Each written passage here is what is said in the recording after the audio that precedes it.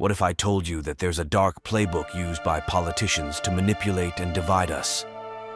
What if I told you that racism isn't just an unfortunate byproduct of politics, but a deliberate strategy to gain power? And what if I told you that this strategy has deep roots in American history, stretching back centuries? For example, the Willie Lynch letter. The Willie Lynch letter, aka The Making of a Slave, written in 1712. It was purportedly written by Willie Lynch, a British West Indies plantation owner, and given to a group of Virginia slave owners as a master plan to keep blacks enslaved, not just physically but mentally as well, using such tactics as pitting slaves against each other.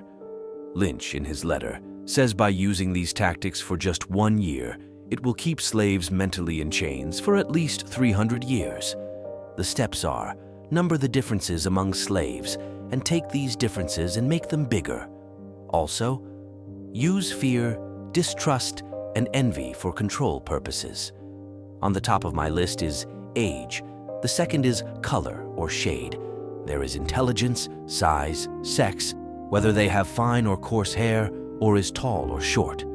Outline of action, however, be assured that distrust is stronger than trust, and envy is stronger than adulation, respect, or admiration. The black slave, after receiving this indoctrination, shall carry on and will become self-refueling and self-generating for hundreds of years, maybe thousands.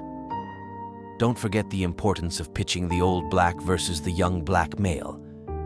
You must use the dark-skinned slaves versus the light-skinned slaves. You must use the female versus the male.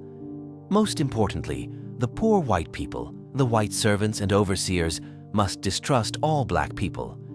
But it is necessary that your slaves trust and depend on only the master. They must love, respect, and trust only the master. The plan is guaranteed, and the good thing about this plan is that if used intensely for 1 year, the slaves themselves will remain perpetually distrustful of each other. Today, we're diving into the disturbing tactics used by Donald Trump and the Republican Party to exploit racial divisions for their own gain. But before we get into the specifics, let's take a step back and examine the bigger picture. Racism has long been a tool wielded by those in power to maintain their dominance. From slavery to segregation, the oppression of minority groups has been a cornerstone of American society. And while overt forms of racism have become less socially acceptable, it still lurks beneath the surface, ready to be exploited by those seeking power. Enter Donald Trump and the Republican Party. Through coded language, dog whistle politics, and outright bigotry, they have tapped into the latent racism that still exists in our society. Whether it's calling immigrants rapists and criminals, or referring to predominantly black neighborhoods as infested, they have mastered the art of stoking racial resentment for political gain. But their tactics go beyond mere words. Voter suppression laws, gerrymandering, and attacks on voting rights disproportionately impact minority communities, making it harder for them to exercise their democratic rights. By disenfranchising these groups, they ensure that their own power remains unchecked. This strategy bears a striking resemblance to the infamous Willie Lynch letter, a document purportedly written by a slave owner in the 18th century outlining methods for controlling slaves. While the authenticity of the letter is debated, its principles of divide and conquer are undeniably present in modern politics.